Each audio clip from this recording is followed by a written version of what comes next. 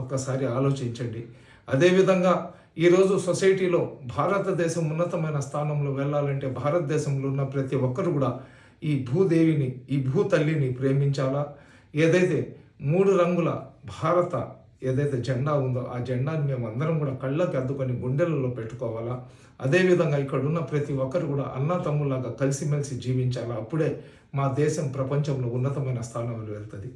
అందరికీ నేను రిక్వెస్ట్ చేస్తున్నా, దయచేసి కులాలు మతాలు ఏదైతే ఉన్నాయో అవన్నీ కూడా మా ఏకాగ్రత కోసం మేము తప్పు చేయకుండా సరైన మార్గంలో నడవడానికి తప్ప కుల మతాల మధ్య భేదాభిప్రాయాలు పెట్టి ఒకళ్ళను ఒకళ్ళు దూషించుకుంటూ ఒకళ్ళని ఒకళ్ళు చంపుకొని దేశాన్ని విచ్ఛిన్నం చేస్తూ రాబోయే తరాలకు మేము ఈ దేశాన్ని ఒక అగ్నిగుండంగా ఇచ్చే ప్రయత్నం చేయడానికి కాదు. కాబట్టి అందరం కలిసిమెలిసి జీవిద్దాం.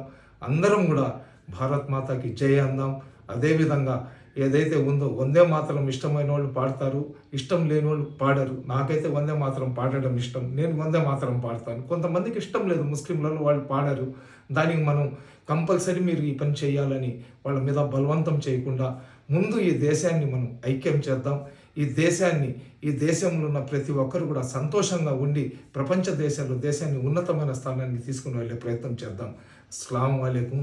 జై హింద్. భారత్ మాతాకి జై.